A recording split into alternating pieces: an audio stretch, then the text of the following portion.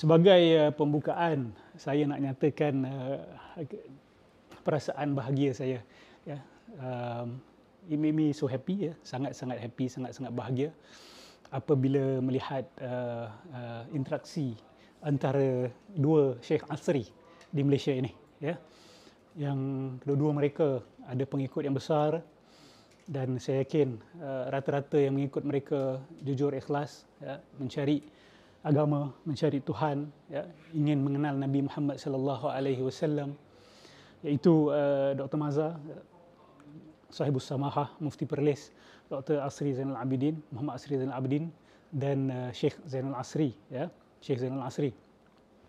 Saya ucapkan tahniah sekali lagi. Kita ni ikan bilis saja, ya. Sidang kalam ni ikan bilis. Cuma kita ni happy, kita bahagia bila tengok heavyweights kita ni, mereka saling bergandingan dan saling bermaafan dan menerima permohonan maaf. Jadi kami nak ucapkan tahniah. Tahniah ni sampai ke tak sampai tu tak ada masalah. Cuma mungkin pengikut-pengikut mereka ada mendengar juga. Patut untuk kita zahirkan kebahagiaan, ya, patut. Sebab perkara macam ni jarang berlaku. Satu perkara yang kita harus sedari, perkara seperti ini jarang berlaku. Ramai mungkin menyangka bahawa benda ni benda biasa. Tak. Okey. Dia tidak sebiasa yang ramai inginkan. Ya, tidak mudah untuk membuat teguran dan tidak juga mudah untuk membuat permohonan maaf. Dan tidak juga mudah untuk menghulurkan tangan untuk persahabatan. Okey. Saya harap asatizah yang lain mengambil ini sebagai contoh, sebagai inspirasi bahawa penyatuan saf itu boleh berlaku. Dan saya katakan begini, bukanlah kita mengharapkan terlalu banyak, tetapi this is good enough, ya, this is good enough. Kita tidak perlu mengharapkan lebih daripada ini pun sebenarnya. Okay? Tak perlu pun nak mengharapkan lepas ni ada kerjasama secara giat ke, tak perlu pun kita mengharap sampai ke situ. Kita harap apa yang terjadi ini dapat menjadi trend di kalangan asatizah. Kalau ahli politik tak nak ikut, tak apa. Asatizah, ilmuwan, ulama, mulakan dulu. Alhamdulillahirabbil alamin. Dan saya melihat, silakan. Ini adalah kemuliaan umat Islam sebenarnya. Kerana Allah Subhanahu Wa Taala berfirman berkenaan dengan Bani Israel, ya, Allah melaknati mereka. Kenapa? Kanu la yatanahawna 'an munkarin fa'aluh, labi'sa ma kanu yaf'alun. Kenapa? Salah satu sebab Allah melaknat Bani Israel adalah mereka tidak saling menghadang satu sama lain bila ada yang buat kemungkaran. Dalam satu hadis Nabi jelaskan dengan lebih detail. Maksud dia satu hari dia orang akan hadang, tapi kalau next day buat lagi dia orang diam. Sebab penat kan nak kritik orang berterusan kan. So rata-rata akan kritik sekali je, lepas tu diam dah kalau orang tu tetap buat juga. Jadi kita belajar daripada kesalahan Bani Israel, kita teruskan hadang satu sama lain. Apabila kita lihat saudara kita buat salah, apabila kita lihat saudara kita mengajarkan perkara-perkara yang bukan-bukan, kasih sayangnya adalah pada menegur, mengkritik. Dan kadang-kala kritikan itu tidak perlu dilakukan secara tertutup. Sebab apa? Sebab bahayanya sudah tersebar ke orang awam. Kalau kita buat secara tertutup, ya, mungkin orang tu minta maaf dengan kita secara tertutup. Mungkin dia kata, ya, saya cakap salah. Tapi orang yang dah diajar benda salah tu, dia tak tahu apa yang betul. Jadi sebab itu, kritikan terbuka ni, khususnya bila ustaz-ustaz mengajar perkara-perkara yang salah, perkara-perkara akidah yang salah, yang besar-besar, perlu buat kritikan terbuka. There's no such thing as buat tertutup. Tidak. Okay? Kecuali benda tu betul-betul mengelirukan. Benda tu termasuk dalam perbincangan pakar. Ya, orang awam pun pening, tak akan boleh faham. Buat kajian pun tak akan boleh faham. Maka itu nak bincang secara tertutup, bismillah. Tapi kalau kesan dia adalah meluas, kita kena kritik secara terbuka. Dan saya juga menjemput sesiapa yang melihat saya ada bawa ajaran-ajaran yang amat sesat, yang bermasalah, kritik saya secara terbuka. Awak tak perlu bertemu dengan saya.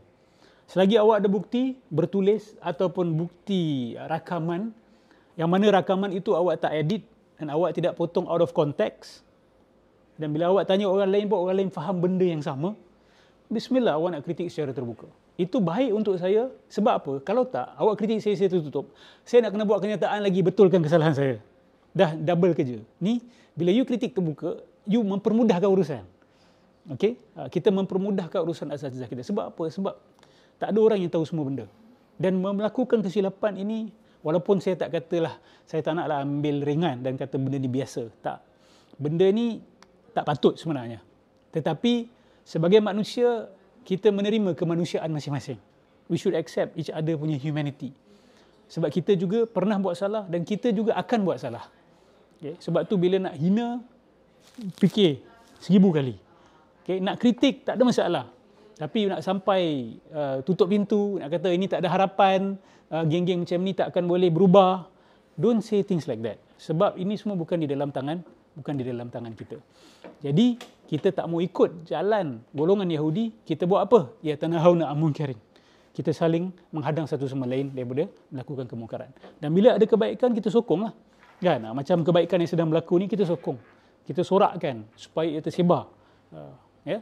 Supaya ini era di mana dua asri dapat bergandingan, dapat bekerjasama. Asri ni maksudnya era. Dua-dua nama. Asri Zainal Abidin, Zainal Asri. Kan? Syekh, dua-dua Syekh. Syekh di Malaysia ni. So kita harap ni menjadi asr era kerjasama insya-Allah. Kalau tidak mahu bersatu, melebur tak ada masalah. Yang penting kerjasama sesama Islam untuk kebaikan umat yang lebih besar. Dan sidang kalam kita bahagia, ya. Kita tak mau lagi lah ganyang isu ni, okey? Kecuali kalau ia timbul balik, kan? Kalau tak, kita raikan dan kita harap rakyat Malaysia meraikan. Jangan pandang benda ni kecil, ya. Ada sebab saya buka dengan isu ni. Ini benda besar. Ini boleh mengubah banyak perkara dekat negara ini. Jikalau kedua-dua kamp ini dapat harmoni, banyak kebaikan yang akan datang. Amat banyak kebaikan insya-Allah yang akan datang. Ya, so ini bukan penyatuan dua orang, ini penyatuan lebih besar daripada itu, ataupun gandingan insya-Allah dan kerjasama. Semoga Allah kekalkan kerjasama ini dan tutuplah telinga daripada golongan-golongan yang masih tak puas hati lagi ni. Kan, dua-dua belah ada orang tak puas hati. Kata apa ni? Kan Ustaz Asri, Dr. Asri boleh nak maafkan kenyataan-kenyataan seperti itu. Kan, dia bukan sekali, dah banyak kali kan. Nak ganyang lagi tu, nak ganyang lagi. Yang belah sini pun sama. Alah. Kan? Macam mana kita boleh terpaksa minta maaf kepada Wahabi pula ni, kan? Jangan. Jauhi orang-orang macam ni. Dan kita tahu, orang macam ni memang ada. Dalam grup dia orang ada. Kan? Ada yang marah, ada yang masih nak bergaduh lagi, nak panas, nak campak minyak lagi pada api ni. Jauhi orang-orang seperti ini. Mereka ni pembuat fitnah dalam masyarakat. Awak nak kritik, nak kata, okey, saya menerima permintaan maaf, tapi bagi saya ada yang kurang. Bismillah, tak ada masalah. Tapi jangan sampai kita saling sangka buruk, kata, oh ini permintaan maaf taqiyah saja. Uish, taqiyah ni hati-hati. Sebab once awak guna dakwaan taqiyah ni, semua orang boleh guna dakwaan taqiyah. Kan? Banyak kali sidang kalam dituduh Wahabi bertaqiyah. Orang yang tuduh tu dia tak perasan bahawa kita boleh kata yang sama pada dia. Kamu sebenarnya Wahabi bertaqiyah. Macam mana nak buktikan salah? Kan? Macam mana nak buktikan sesiapa salah? Kalau kita kata dia ni bertaqiyah, dia ni bertaqiyah, kita boleh kata semua orang etis bertaqiyah. Semua orang Mu'tazilah bertaqiyah. Semua orang Jabariyah bertaqiyah. So hati-hati dengan taqiyah ni, kan? Kita tak boleh baca apa dalam hati manusia. Kecuali ada petanda-petanda jelas bahawa dia menipu, berbohong, berselindung. That's a different matter. Kan? Macam Ibn Arabi ada kenyataan yang dia buat bahawa menunjukkan dengan jelas bahawa ada taqiyah di situ. Bahkan dia siap menggunakan perkataan itu. Understand? InsyaAllah. So, saya tak tahulah, saya happy. Ya? Berbunga hati saya. Assalamualaikum. Masya Allah, tabarakallah. Baik.